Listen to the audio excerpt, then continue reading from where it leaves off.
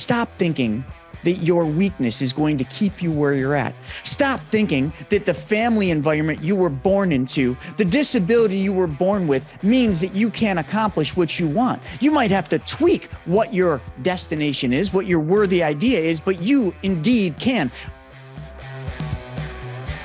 What's going on, everybody? I'm Chris Naugle, and welcome back to the show. Today, I thought I would just teach you how to be successful and how to be wealthy. And I figured I'd show you the single path to doing that, literally the secret to success. And that doesn't take long to explain. Matter of fact, I'm going to be able to do this in less than 15 minutes. So you don't have to be on here long. And if you listen to what I'm going to say and you apply it, I'll tell you, you will be successful.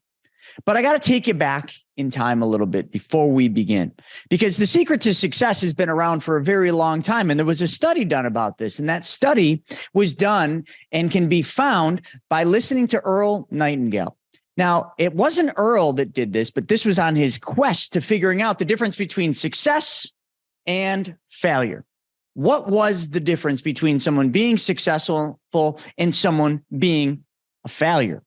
And you can define failure in many different ways, but let's just say your goal is to be wealthy. Well, failure for you would be not being wealthy. And if your goal was to be a doctor, failure to you would be not being a doctor. Are we clear about what failure means? It's different for each of you, but it comes down to you not living out what your dream was and what you wanted to be. Your single idea of who and what you want and what you want to be and what you want to become, that idea, that dream is all you need to chase. But that isn't the secret. So let's go back to this study. And I've referenced lots of books in doing this. This isn't just out of one book. This is out of lots of books. So let me just give you some great books that you could read.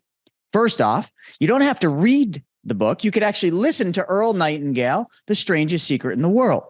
You could also listen to Malcolm Gladwell's David and Goliath, or any of Malcolm Gladwell's books, because they're all great. Think and Grow Rich, and the Bible. Yes, the Bible.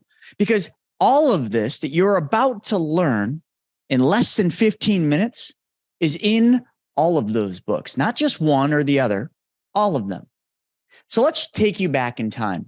There was a study that was done, and that study took basically about 100 people, about 100 young men, and they were all equals, meaning they made about the same amount of money. They were in about the same profession. They were all equals.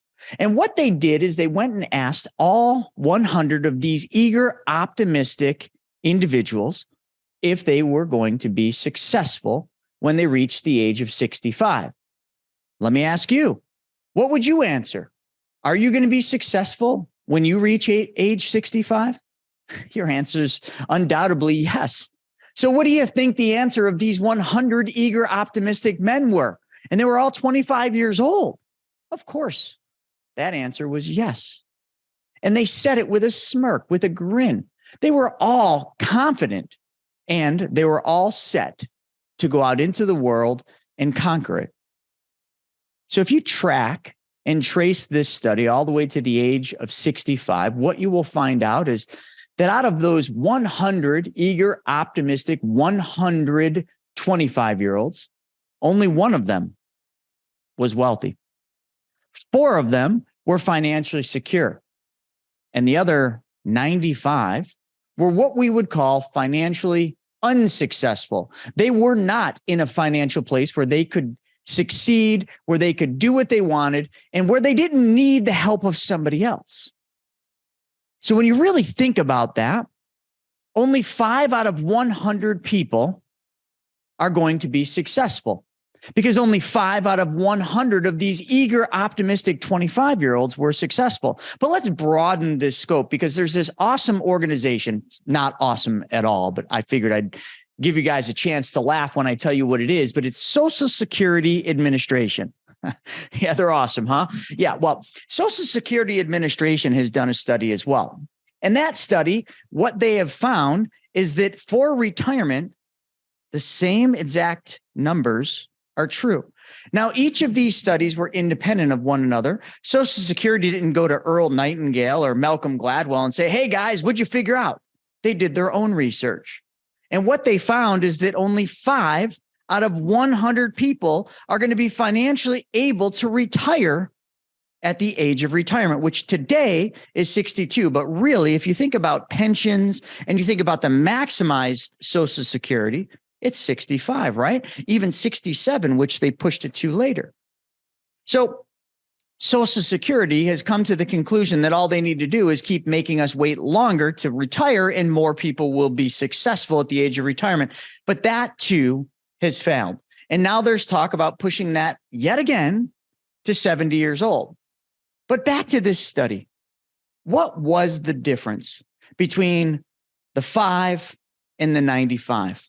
What made those 5 individuals successful and the other 95%, or the other 95 of those eager, optimistic 25-year-olds unsuccessful? Let me ask you, what do you think it is? What do you think it is that really is the secret? What do you think the secret to success is? What do you think the secret to wealth is? Well, first, you got to define success and wealth. It's quite simple, because if you wanted to look yourself in the mirror and you'd want to say to yourself, what am I going to be? Well, you would then go into an idea or a dream of what you want to be. Maybe you say, I want to be a professional baseball player. I want to be a professional soccer player. I want to be an attorney. I want to be something. Or maybe some of you won't even say you want to be something. Some of you will just say you want something. You want a Ferrari. You want $1 million in the bank. Whatever it is, that is your worthy idea, says Earl Nightingale. That worthy idea is exactly that. It's worthy of your time, your attention, your effort, and your energy. So if you want to be successful, first, identify what success is to you. What is your worthy idea? What is your dream? Who do you want to be? The only one who can make that happen is you. Now, let me transition. Some of you will say, I can't be what I want to be. You'll come up with some reason, right? Maybe you're dyslexic. Let's start there. Maybe you've got some thing that prevents you from reaching your obtained goal.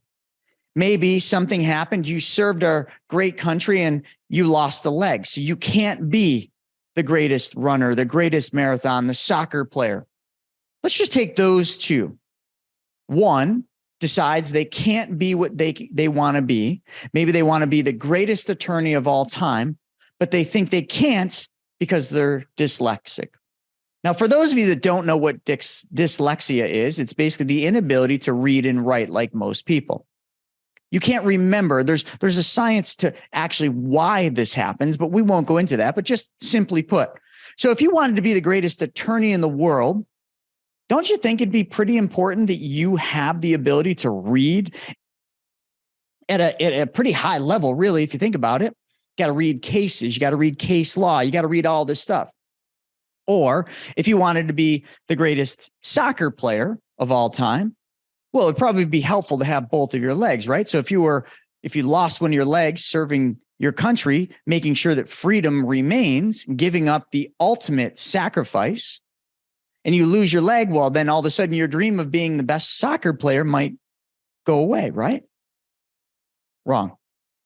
You see, if you study successful people and you study and compare success, now let's just take success being some of the greatest attorneys of all time, or success being some of the biggest CEOs of the largest corporations in this country. If you just started there and then you did a comparison and you studied how many of them were dyslexic, what you would find would blow your mind. The answer is a lot of them. How can someone be one of the greatest attorneys, one of the greatest litigation attorneys, when they don't know how to really read or write? When it takes somebody 2 weeks to get through a book that would take any of you a day to get through? How is that possible? Well, you see, when those individuals that have that that thing, that disease, that negative impact on their life. Let's just call it dyslexia. What that weakness does is forces them to focus on different parts that make them great. Their weakness becomes their greatest strength. Let me define that. Let's just use the attorney example, because this is a true story. The attorney that I'm referencing here was one of the greatest litigation attorneys of all time, battled against Microsoft and won. So many other cases, but we'll stop there. This individual was dyslexic, struggled through school. Back when he was a child, his mother would have been happy if he just made it through high school so he could be a truck driver. That was her version of success for her son. But her son's version of success is he wanted to be the greatest attorney. And although mom would have been perfectly content if her young man just graduated high school, which was a massive challenge, because when you can't read and you can't write in today's society, in today's education system, you are bound to not succeed by the average polls, by the average consensus. But let's just talk about how this individual became one of the greatest litigation attorneys while that individual could not read or write. Because that individual could not read or write, when everybody was in class taking notes, this individual learned and developed the ability to memorize what the teacher said, because he didn't have the ability to write as fast as the teacher was talking, couldn't take the notes, couldn't read the textbooks in a normal way, but didn't want anyone to know, because if everybody knew he was dyslexic, well, they would basically make him feel unwanted. They would make him feel like less of a boy, less of a man. Think about it. In today's society, what do we do for people that can't do what we can do?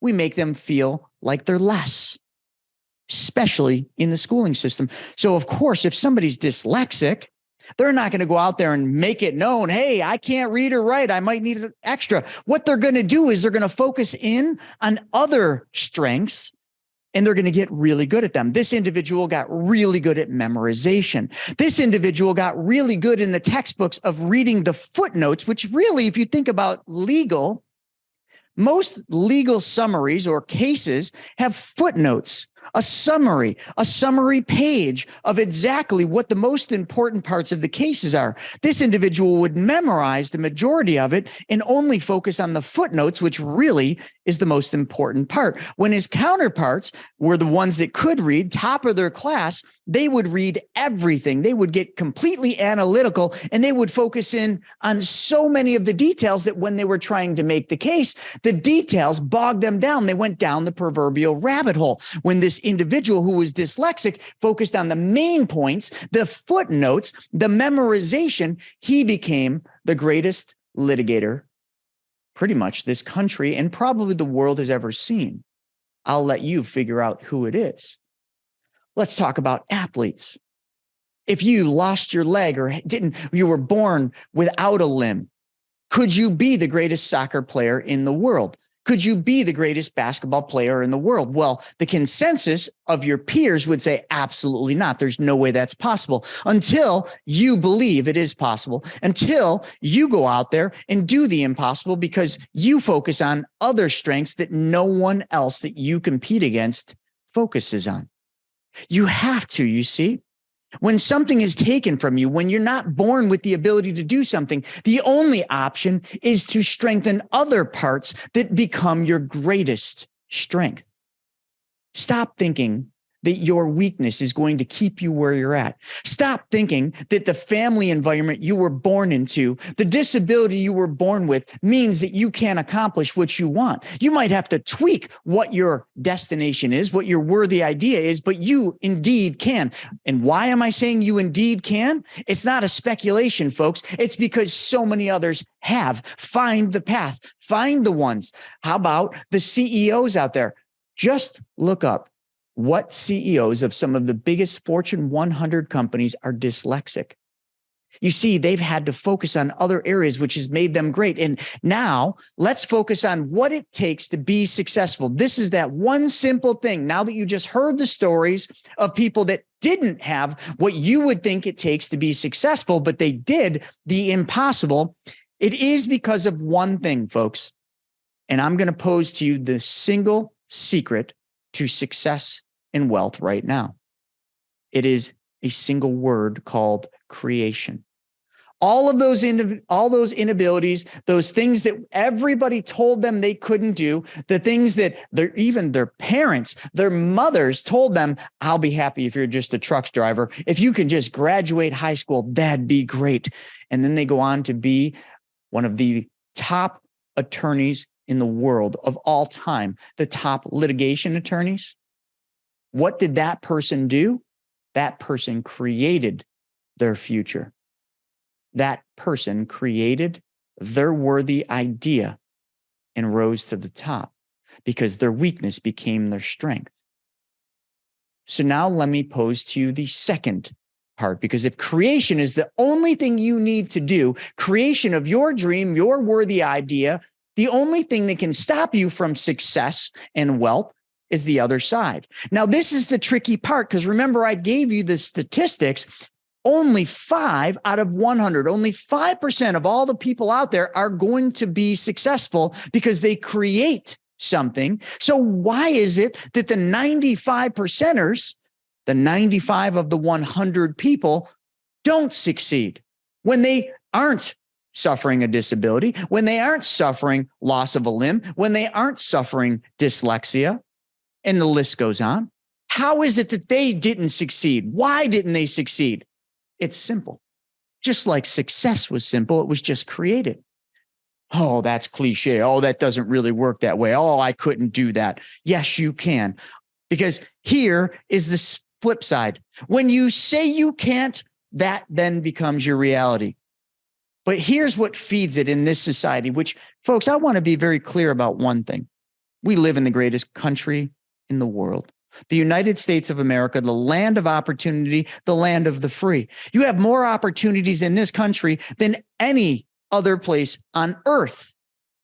Not only that, right now, you are living in a time, and just so for all reference, we're in May of 2023. You're living in a time when you have the greatest opportunity of almost any other time. Maybe the only other time more opportunity presented itself was after the Great Depression. But this is the second time in the United States history where you have this unique opportunity right in front of you.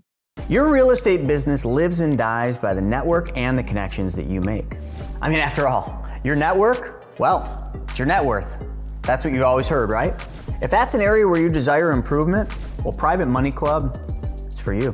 PMC saves you precious time and money by bringing the real estate world, well, right to you, right in the palm of your hand. So get in on the action like so many others have by going to privatemoneyclub.com and sign up. But let me transition back to what it takes to fail. Because, hey, listen, I already told you what it takes to succeed. Now you got to know what it takes to fail. And it comes down to, again, just one word. That word is conform. That's right. Conform to your failed ideas of success. Conform to your ideas of saying you can't. There's no way I could. That's too hard. But then add one dimension to that, one layer to that.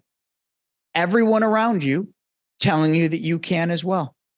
Your teachers, just like that attorney, your mother, your father, your friends, your coworkers, all telling you that you can't, or you shouldn't, or that's a stupid idea, or you're going to fail. And then how do you actually fail? Well, you conform to their failed reality. You conform to their failed dreams. You conform to their failed financial destiny. You want to fail? Just listen to the other failures. And I don't mean to call them failures. I'm sure they're great people, but we're just talking about success and failure. So let's just keep this in those two realms. You want to fail? Conform. It's all around. It's the easy path. It's the easy pill. If you watch The Matrix, there's the red and the blue pill. Which one is conform and which one is create? And which one is hard and which one is easy? I'll let you decide because I already know the answer. Creation is hard. Creation is going to get you ridiculed. Creation is going to force you at certain points to fail.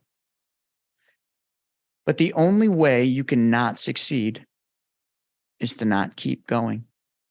That is it. The only way to not succeed in life, this is so bizarre that so many people don't do this. The only way not to succeed is to conform to the failed reality. That's it. That is seriously the only way you can fail. You can come up with as many excuses as you want, but when you really break it down to success and failure, creation or conformity, you will see that every single one of your ideas, every one of your thoughts, every one of your excuses, because that's all they are, is you conforming. It's you conforming to something you've learned, a false reality, a myth. It is you conforming to your ego. It is you conforming to what other people have told you you can't do. Take it back. Go back to grade school. Go back to when you were a child. Were you picked on? Were you told you're not tall enough to be a football player or a basketball player? Were you told that because of your disability, you'll never accomplish anything, but maybe if you're lucky, you'll be a truck driver? Is that what people told you? And is that what you believed? Because you conformed to what they told you you were going to be. What did they do with their lives? In that example of that world-renowned attorney, that litigation attorney, I'll let you figure out the name. His mother, was she a success or a failure? She was a failure. She conformed. She conformed to what other people told her she was going to be. And that was not successful. I don't want to pull my mom in this, but this is easy and I can do this. My mother succeeded in raising me. And that was at that time, one of her biggest creations, me. But she also, before I was there, conformed.